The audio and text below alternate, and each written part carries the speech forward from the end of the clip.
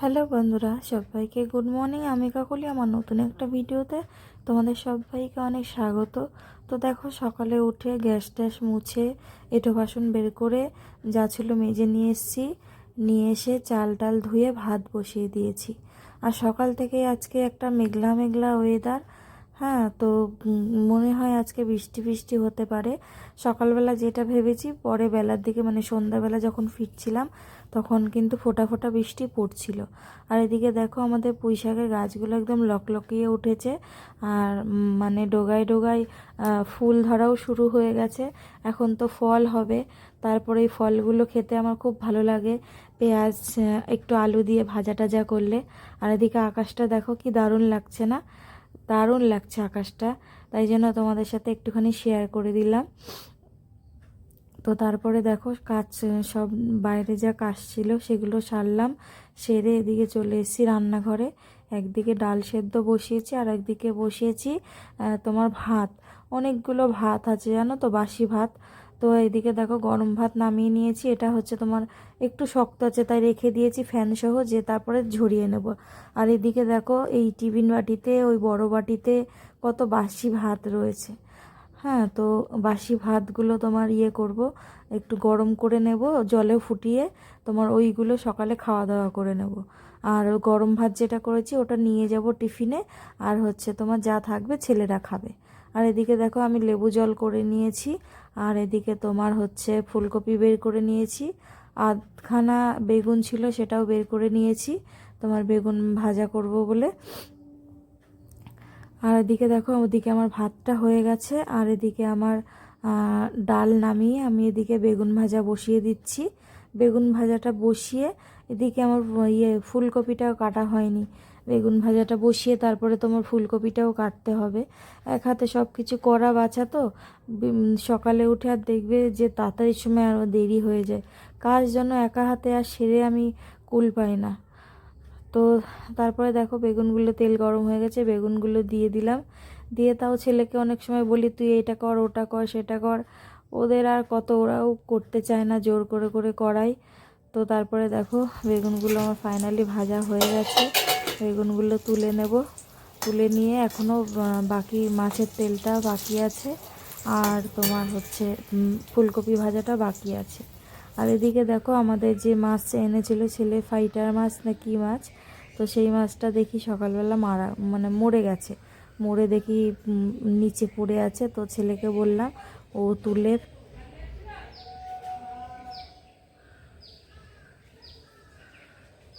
তো দেখো, মোটামুটি আমার রান্না বান্না সব হয়ে গেছে, ভাজাটা বসানো আছে।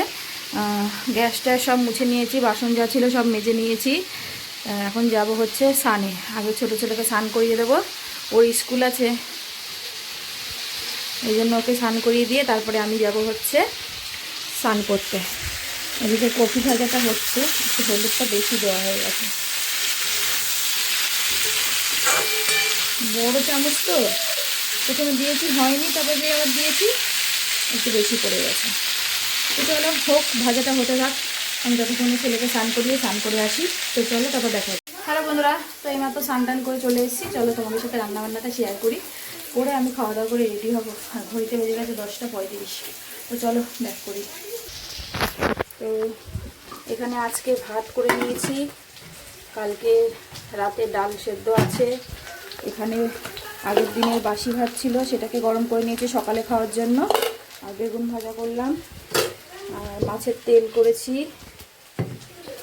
আর এখানে ডাল করলাম, মটর ডাল। আর এই হচ্ছে ফুলকপি ভাজা হচ্ছে, হয়ে গেছে ভাজাটা, তখন বন্ধ করে দেবো। তো চলো, এই হচ্ছে আজকের মেনু। খাওয়া দাওয়া করি, সঙ্গে থাকো, পরে আসছি।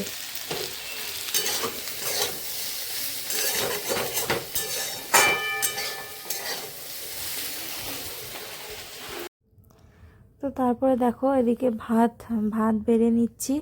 এদিকে সকালের জন্য যে আগের দিনে বাসি ভাত ছিল সেগুলোকেই গরম করে নিয়েছিলাম, সেগুলোকেই সকালে খাওয়ার জন্য বেড়ে নিচ্ছি। আর এদিকে টিফিন বাটিতে গরম ভাত আমি নিয়ে যাওয়ার জন্য বেড়েছিলাম। আমার না ভাত নষ্ট করা দেখলে ভীষণ রাগ হয়ে যায় জানো তো। অনেক মানে এই ভাতের জন্য মানুষের কত দূর না কত দূর যেতে হয়। জানো তো রোজ দিন আমি এই 90-95 কিলোমিটার প্রায় 100 কিলোমিটার রোজ দিন এই যাতায়াত করি। যারা ডেলি প্যাসেঞ্জারি করে না তারাই একমাত্র জানে যে মানে ডেলি প্যাসেঞ্জারি করার কী জ্বালা, হ্যাঁ, আর কতটা চাপ।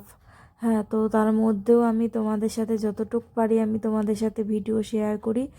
আর এদিকে দেখো ভাত নষ্ট করা তাই জন্য না, ভাত নষ্ট করা দেখলে আমার ভীষণ মানে গায়ের মধ্যে জ্বালা করে, যে এই ভাতের জন্য মানুষের সকাল হলেই কোথায় না কোথায় যেতে হয় কাজের জন্য, কাজে যাবে তারপরে এই দুটো ভাত আসবে।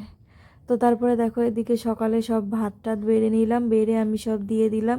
ছেলেকে বললাম তুই এক এক করে সব ঘরে নে, আমি আসছি বাকি যেগুলো থাকে সেগুলো নিয়ে। ছেলেও আমার হাতে হতে করে দেয়, করতে চায় না, অনেক বকে টোকে তারপরে করাই, জানো তো আমারও কষ্ট হয়ে যায়, আর পারি না, কিন্তু তাও কি করব বলো, করতে তো হবেই। তো একবার খাওয়া দাওয়া করে একদম রেডি হয়ে গেছি, বেরোবো। তো চলো স্টেশনে যে দেখা হচ্ছে, সঙ্গে থাকো, সাথে থাকো, ভিডিওটা দেখতে থাকো। তো তারপরে দেখো তাড়াহুড়ো করে চলে এসেছি স্টেশনে। যখন সাইকেল রাখি তখন দেখি অলরেডি 5 হয়ে গেছে আর ট্রেন ছাড়বে 12-তে।